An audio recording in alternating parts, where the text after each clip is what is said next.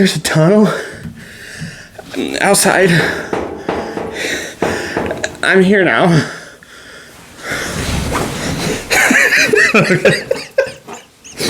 I'm curious to see how that happens. Stop looking there.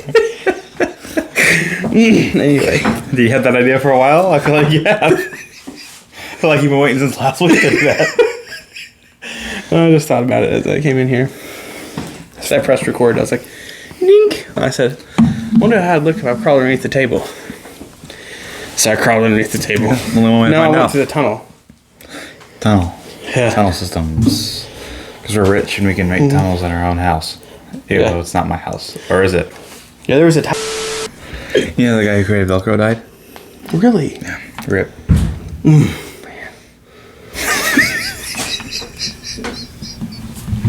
Okay. Yeah, I tried to take a picture of the fog this morning. Yeah. Missed. Oh, that'll happen. Yours is better. You win. Okay. All right.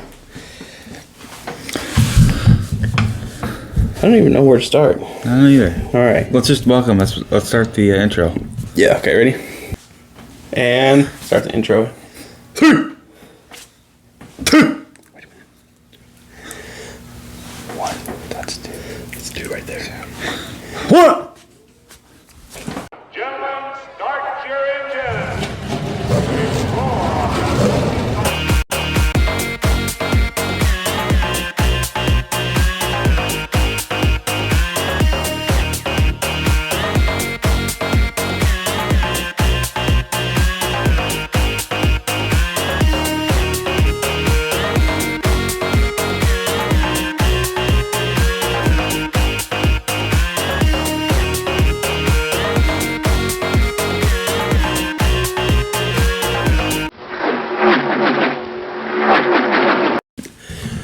Welcome to Shifting Gears. We have 5 different gears we're going to go through, 5 different topics we're going to talk about. Let's go ahead and get to the first one.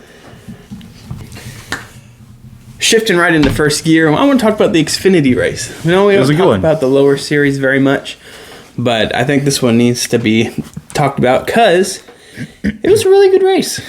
It was really high. Well, that's how good it was. That's true. Yeah. I wasn't able to watch really much of it at all because I was away in Missouri visiting family for a wedding. But still, I saw highlights and it seemed like it was a pretty good race. I'm kind of sad I missed it. Yeah. Missed the flip, but you know. Yeah, it was, when I think about a Pocono race, that's what I was going to say. When I think about a Pocono race, I don't expect it to be good. And I don't really know if that's fair or not, but I think if you just look back at Pocono races, they're just not good. Yeah. But I think the shorter the Pocono race, the better the race is. And I think Xfinity proved that today. By today, I mean yesterday.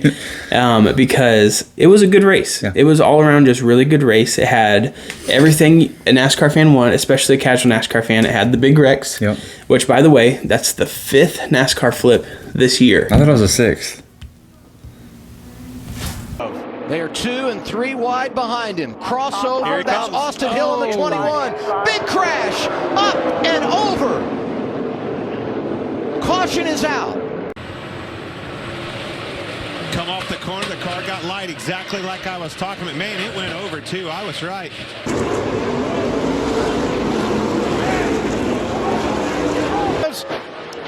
And he gets pounded.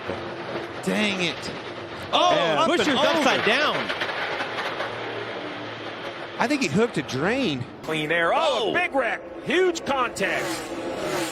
48 is involved. That's Ricky Stenhouse Jr. Now up and over goes to 27. So Jeff Burton sliding. Yeah, it's the 5th. I'm pretty sure because I looked it up because I was going to talk about this. Okay. And so I'm pretty sure it's the 5th, unless there's one I'm missing. But I'm talking. It's Harrison Burton, Myatt Snyder, Jessica Friesen, Chris Buescher, now Jeb Burton.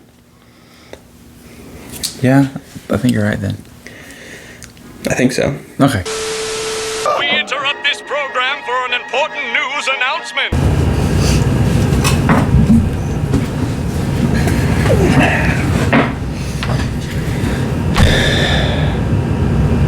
Chase, how you won?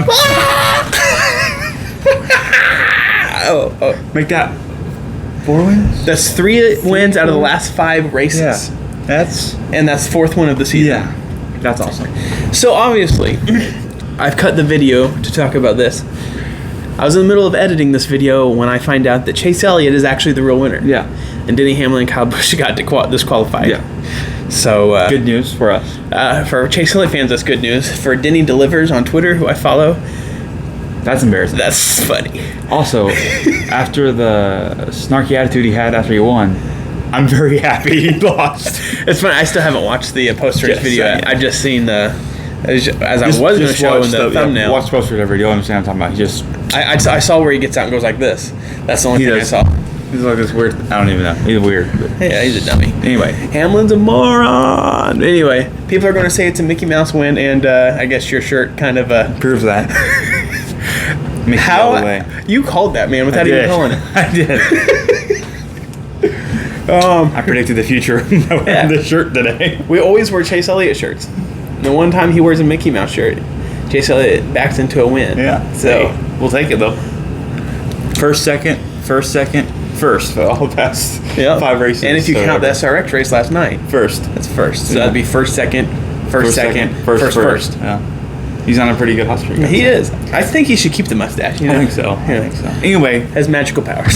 So anything past this point you see in the video, we did not know at that point that Chase Elliott won. Yes. So just like you said, the rest of this video is before we found out he won. Yeah. So keep that in mind. But anyway, everything stays the same from there. So on that note, enjoy the video.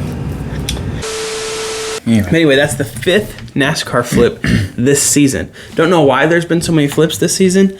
I think all of 2021, which I didn't really I should have did more research about 2021 because I don't remember how many flips there were. I think there's really only one that I can think of, and that was Joey Logano's flip. Am I missing one? I don't think so, but I don't think the truck or the Xfinity flipped it all last year, which is not necessarily bad. This is all I want to say. I'll say this. We always want to make sure the drivers are safe. Yeah. But I think flips and bad crashes, like big, violent-looking crashes, as long as the driver's okay, I think they're needed in NASCAR. And I know that sounds really weird and really, like, what's the word I'm looking for? Morbid?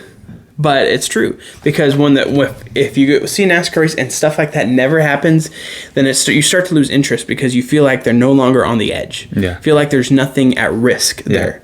And so the excitement level goes up when we see wrecks like this, all because you can tell just how much on the race is, and then the energy goes up to like 110, and the fans there are really they're starting to pay attention just how on the edge they are. Yeah, and you feel like that can happen all the time. I say you feel like that can happen any time that way. Then when they're even when that guy just blows a tire, the whole crowd is into it and they're gasping because they don't know what's going to happen next because it's so intense when some wrecks happen. Yeah, and it could be a simple just somebody spinning out like today, but people get into it because they're like, oh, there's a flip yesterday. Like this could happen again today. Yeah, so. And hold that thought. I was going to say.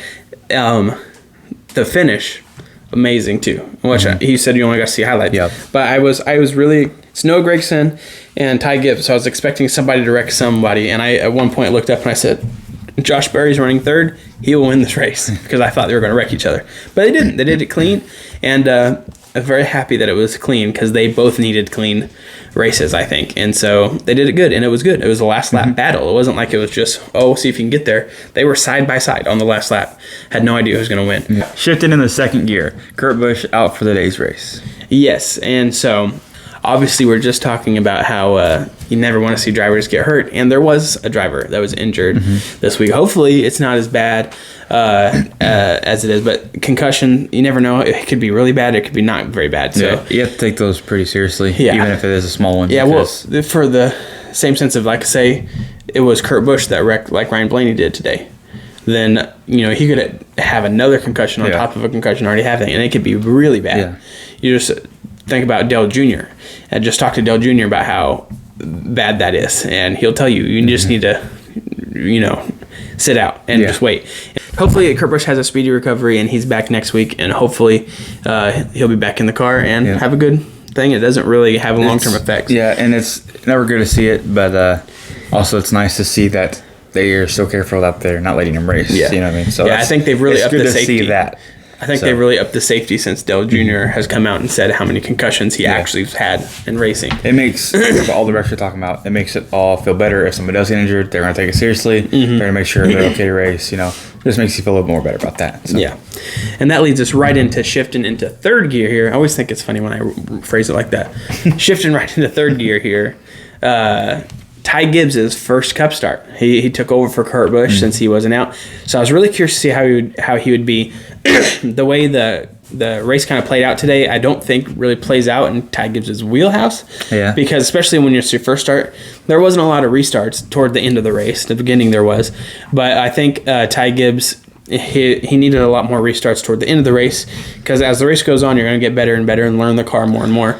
And I think if there would have been more restarts at the end, I think he probably would have got a better finish. Yeah. No idea where he finished. I haven't looked. No. He could have finished 5th for all I know. But the last I saw, he was like 20th. But still not bad for a first ever start. I think I'll put where he finished right here. But anyway, how'd you do that? If that's a high number, like 20th above, then you understand what I'm talking about. If it's a low number, then I'm going to look like an idiot. But that's okay. No, I think he's still really good for first start. I was excited to see him have that first start. I mean, I'm excited for him to get in the Cup Series. So all he needed to do was just finish every lap. Yeah, and try to be on the lead lap. And I think he succeeded in that. That's any first. Possibly. I thought he went a lap down at the end, but he might have gotten it back. I don't know. That will be right here. You have to make that noise, otherwise it doesn't work. Yeah. Okay. But I keep clearing my throat today. But anyway, so I think he succeeded in what he needed to do. So shifted in the 4th gear, Denny Hamlin versus Ross Chastain again. And but this time, flip it a little bit. This time, Denny Hamlin actually succeeded in wrecking Ross Chastain. He's tried a couple times. Yes. In Nashville and New Hampshire. All the in tracks. Yeah. He's tried to bump him and just nothing's ever happened. But this time he put him in the wall, and which caused Ross Chastain to get right into Kevin Harvick's way, and then Kushmushi. Kushmushi indeed. And and it ended his day. Yeah. Now here's what I want to say though. Did Ross Chastain deserve it, and should Denny Hamlin have done that? Okay, so I'll give your take first, and then I'll talk. Me. I don't know what answer you're technically looking for, but Ross Chastain. Look for an opinion. Ross Chastain. A lot of people think he deserves it. I don't know. I would probably be mad if I was Denny Hamlin. You know what I mean? Because he's feel like I understand how he feels like. But if I was Denny Hamlin, this is my opinion.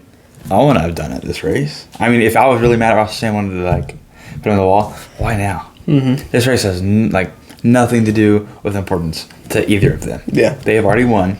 This year, I would not have done this race. Yeah. Which leads me to my opinion is it's not over yet.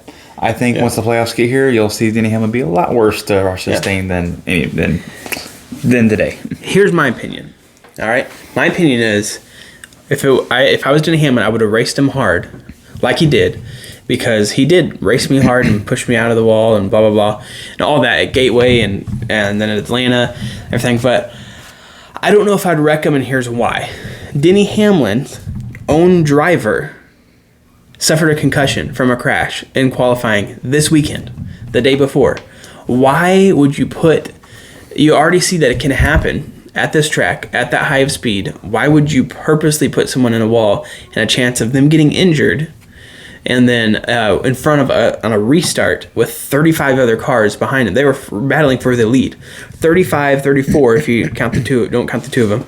Other cars right behind them that could have hit him. It could have caused a huge pileup. It ruined Kevin Harvick's day. He's up there. Something goes wrong. Has the right brake. He could have won this race. I don't think he would have, but he could have.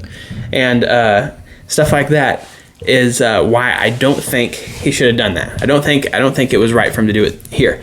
I am all for him doing that at a track like a Martinsville. So Martinsville, Bristol's coming up. Yeah, Bristol. That'd be stuff like that. Especially Martinsville in the playoffs. If he's having a good time in the playoffs, then ruin his playoff chances. You know what I mean? That's funny. He's having a good time. But not at a Pocono, where Pocono, if you ask any driver outside of Talladega and Daytona, I bet Pocono is the most dangerous as far as like big hits on the track on the schedule. Because if you think of almost any driver, you can link them up with a really bad crash they've had at Pocono. Yeah. Because Pocono's just seems to be that track where it's high speed into a tight corner, and brakes fail. Hard hits are very common there. Yeah. And so I don't think you should have done it at Pocono. That's the one issue I have with it. I can see people complaining because I don't really think about it, but you turn him in front of, turn him, but put him in the wall in front of all these people. Well, no, Grayson got a really big penalty for doing that a couple weeks ago. So that's another point that I had in my mind that I doubt Denny Hamlin gets I swear, but same thing. Yeah. They're not going any further at the road course at that moment than they were they're in the restart. So, yes, he then turned him, but he put him on the wall, which made him, obviously, that's going to cause a wreck. Yeah. Right? The only difference I could see that they would say is that Noah Gragson didn't, and Sage Karam, they turned, Road America, didn't have any history, and that these two did, and so it's like, well, it's payback. It's the same thing, though. That's what I'm saying. Yeah. It's one thing if it's at short track. I'm all for it. That's what short tracks are for. That's why I think there needs to be more of them. Mm-hmm. That's where you get all your payback out of, and the fights and tempers, awesome. When they're going really fast, then by all means, don't injure a driver to make a point. That's stupid. That's stupid and very irresponsible. Yeah. And immature. He was very stuck up about it too. I didn't see the He's just. I don't like Denny Hamlin. I can't stand Denny Hamlin. His attitude is, even if he got injured, I feel like he could not. He doesn't care. But anyway, I feel like I didn't think about that. But hey, if they're going to penalize Noah Gragson, why would they not penalize Denny Hamlin? Same thing. Going faster. They're not. So, but yeah, I get your point there. Overall. Shifting into fifth and final gear here, the race overall. Talked about it a little bit at the beginning. Don't think it was that great of a race. We also talked a little bit about last week that I don't know. I don't know what it is about Pocono in the Cup Series, but they just can never seem to have a really good race. Yeah. The trucks in the Xfinity, they have a lot of good races there. They've had a few. But Cup, I don't remember one good race. I really don't. I'm just not a big fan of Pocono. I'm a big Jeff Gordon fan, as you guys can tell, and some Jeff Gordon stuff. But the only time I ever look forward to going to Pocono is because when Jeff Gordon was still racing, that was one of his better chances of winning. And Denny Hamlin just broke his record, by the way. Yeah, his seventh win at Pocono, so he was tied for Jeff Gordon, which makes me not like Denny Hamlin even more. No, but anyway, that's the only thing. That's the only reason I look forward to Pocono. Now that Chase isn't that great at Pocono, which he finished third, not that bad, but it's his best finish at Pocono, by the way. But anyway, I don't really care for Pocono. Just don't. Yeah, it's one of those I try to get involved and I try to look at behind the scenes stuff like on Twitter just to make it more interesting. But I don't know. To be honest, I played on my phone half the race. The rest is going on today because it was just restart. And when they raced, there's just not much excitement to it. And so I was like, okay, I'm just, I'll play on my phone a little bit. So I'll jump into percentage real quick since we're on that. I give it a 60, 65 maybe. Yeah. That's pretty much it because it's not really that exciting to me. I didn't enjoy it that much. So I didn't have a percentage in mind. If I think about it, had a little bit of drama, I guess, controversy with Denny Hamlin and Ross Chastain. I don't know. I just say 50. It's an average race. I can go either way, so I'm just going to say 50%. If you like strategy, which I do at some tracks, I see where you could kind of like this race, but I don't know. I just didn't like it. Yeah. It just says how I feel about it. Just didn't like it. It's my opinion. You don't have to agree with me. If you don't agree with me, you do agree with me, whatever, leave a comment down below. Let me know what you think about the Pocono race. Yeah. The Denny Hamlin, was he justified? And was he right? Was he wrong? Let us know. If you like the video, give it a like. Subscribe. Please subscribe. Please, for the love of God, subscribe. Our videos don't get very many views, but the views that it does get, you look and it's like 94% of the people watching this video right now is not subscribed. Yeah. It's a simple click. It helps us out a lot. Yeah, it helps us grow the channel. Eventually, we'll be able to go to more races, get more content out for you. Yeah. And better content because it's always better when you're at the track. I'm Austin Wagehoff. This is Caleb Wagehoff for our colleague Mike. We'll see you next week.